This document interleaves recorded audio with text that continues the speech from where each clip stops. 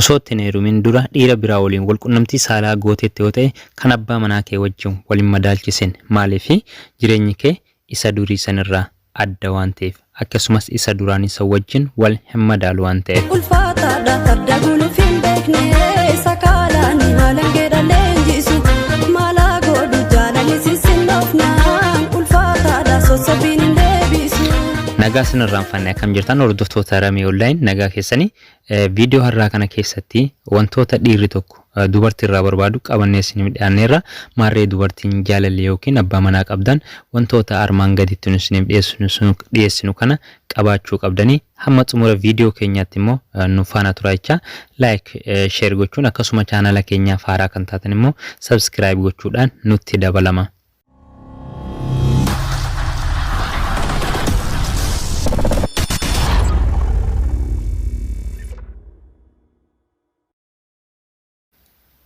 Wantoota dhiirri tokko dubartii irraa barbaadu kanneen armaan gadiiti. Amala dubartii qabaadhu.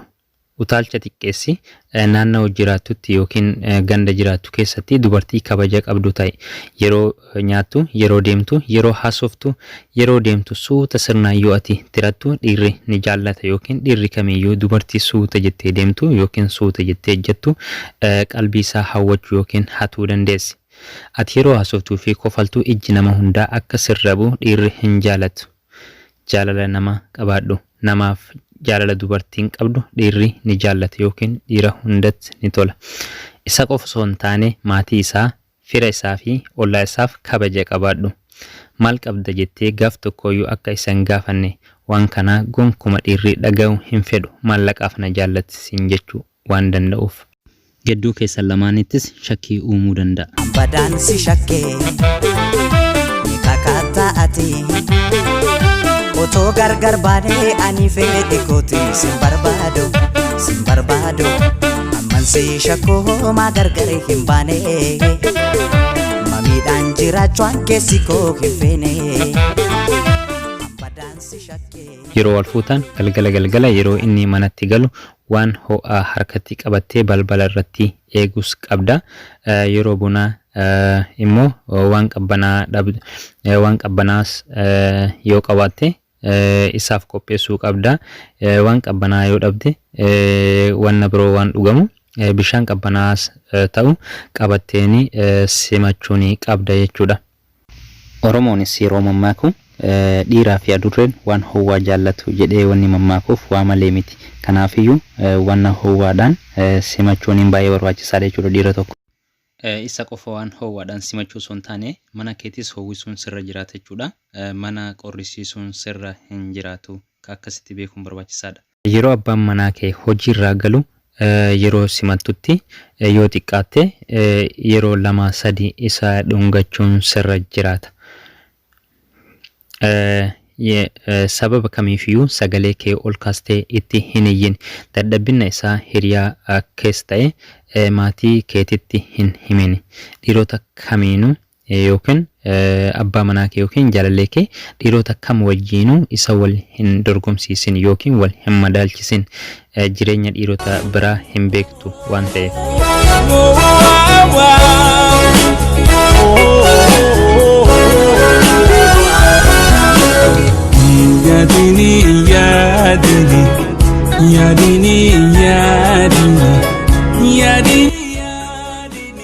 Rakkoo hiriyoota isaa kan dhiiraa atiif hin cannaqamin yookiin hin rakkatin yookiin hin dhiphatin dhukkuba isaanii kan dhukkubsatu isa qofa ta'uu qaba. Isa jaallattee akka itti heerumte hin dagatin. Ati hojjettu yookaan waan biraa miti. Itti gaafatama haadha manummaa keetii ba'i. Walqunnamtii saalaa sobdee akka waan si dhukkubuu taatee hin didini akka inni barbaadetti ta'iif.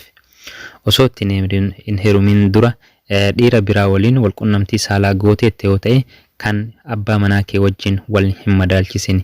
Jireenyi kee amma kan isa durii waliin wal hin madaalchisu waan ta'eef yookiin wal hin madaalu waan ta'eef erga heerumtee raawwatte qunnamtii abbaa manaa kee wajjin raawwattu kan yeroo hin heerumin duratti hiriyoota kee wajjin raawwatte wajjin tasuma wal madaalchisuun iddoo kanatti sirra hin jiraatu.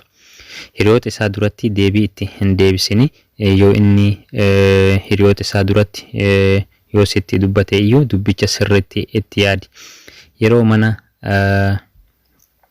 Yeroo inni mana hojiitii bahu yeroo inni mana hojiif bahu babbareechii baasi malee isa shakkitee bareeda isaatti hinaaftee akka aariidhaan hin geegessine. Hiriyoota kee dubaraa akka isatti siqan hin taasisini gonkumaa jechuudha. Hojiin ati hojjettu yookiin jiruun kee baay'ee kan isaa yoo caaleyyuu kan isaa waliin wal hin madaalchisini. Of gadi qabiif abbaa manaa keetiif. Maaliif gaa'elli hojii waliiniiti yookiin kan walooti waan ta'eef haati manaa sanafin yookiin naannoo tokko tokkotti haati manaa sanafin bakka jedhamu kun tan kaametti hin taane jechuudha. Naannoo tokko tokkotti maal jedhama? Haadha manaa sanafin naannoo tan kaametti hin taanedha ka boosettis naannoo tokko tokkotti kan jedhamu ni jirti. Haati manaa sanafin waan kamiifuu dhimma hin qabdu waan biraa hafuuti qaama ishee dhiqachuun akka ishee barbaachisu hin beektu. Kanaaf ati haadha manaa dammaqxuu abbaa manaa keetiif ta'i. Yeroo inni xiqquma takka si waame ati immoo yeroo sadii jalaa awwaachuun sirra jiraate jechuudha.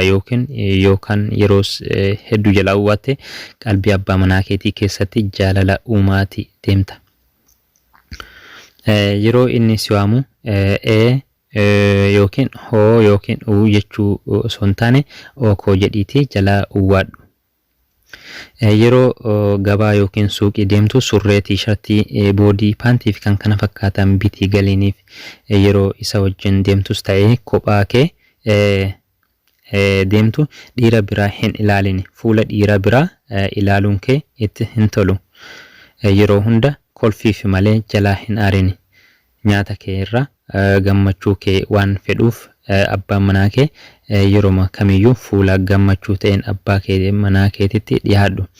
Yeroo hirribaa isa kaaftu sagalee qal'oon isa waamuu qabda malee itti hin iyyin. Yookaan itti iyyuu ta'e si jalaa rifachuu waan danda'uuf yookiin dhiirri tokko tokko akka malee kan itti iyyan tarii darbee dhiirri yeroo sana hirriba keessa akka tasaa rifatee si dha'us yookiin nama dha'us danda'us waan jiruuf iyyuu suuta jettee abbaa manaa kee sagalee qal'oodhaan yaamuun sirra.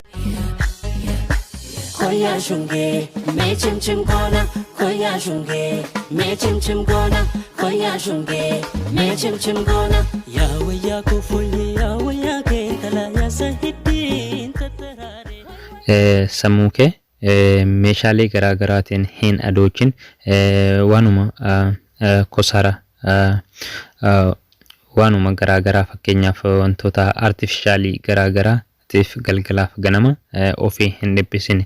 Faayidamtus wantoota akka meekaappii yeroo muraasa yeroo tokko tokko fayyadami yookiin ganama galgala kosmootiksii olii gadi oofuun ammuma dhiitee bariituun isa ofitti jijjiiruun ammas maraa hin barbaachisu.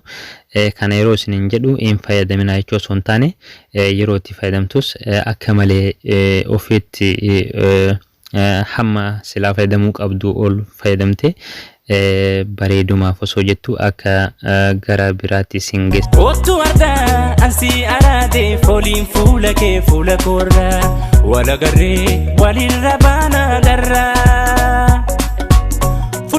Itti aanu rifeensa keetis yookiin dabbasaa namtolchee garaa garaa itti dirtee dhiira hin gowwomsini. Kanuma uumaan siif kennu yookiin rabbiin ganama siif uume sana isa sana kan qabduu san miidhagfadhu. Hidhis yoo ta'e yoo hidhiin kee kan dhodhoo'uu dhiisu ta'e yookiin kan hin dhodhoone ta'e suutuma jettee wantoota hidhiitti dibatamu osoo ofitti baay'isuu hin qabne hamma tokko yookiin hammuma silaa fayyadamuu qabdu yoo fayyadamte baay'ee gaarii ta'a. Hamma ol kan fayyadamtoo ta'e yeroo garaa garaatti yeroo abbattan wantichi gaarii hin ta'u waan ta'eef iyyuu hamma silaa fayyadamuu qabdu ol akka hin fayyadamne gaafa cosmeticsii hin fayyadaminaa isiniin jecha bakka kanarratti cosmeticsii garaagaraa hin fayyadaminaa isin jechaan jiruani hamma silaa fayyadamuu qabdanii sanii ol fayyadamuun ammoo isinirra hin jiraatu. Yeroo hunda of gattuu hin ta'in abbaa manaa keetiif babbareechifadhu. Abbaa manaa keetiif waa hunduma caalaa yookaan maatii horattanis ta'e irra caalaa abbaa manaa keetiif xiyyeeffannoo kenniifi abbaa manaa keetii dagachuun sirra hin jiraatu. Abbaa manaa keetiif babbareedi. Abbaa manaa keetiif kan hin barenne yoo ta'e abbaan manaa kee iddoo hojii gaafa deemu yeroo karaarra deemu dubartii si caalan yookiin dubartii babbareedanii deeman yoo arge gara biraatis jalaa deemuu waan danda'uufiyyuu ati mana keessatti isa to'attee yookiin kontirool gootee qabachuudhaaf abbaa manaa keetiif babbareeddee yeroo hundaa waan sirraa barbaadu guutuufiin sirra jiraata jechuudha. Baay'eedha kan har'aaf qabannee isin dhiyaanne kan hammamaan hordofaa turtanidha. Kan si wajjin ture ani Ramaayidha. Ramee online irra viidiyoo keenya biroo keessatti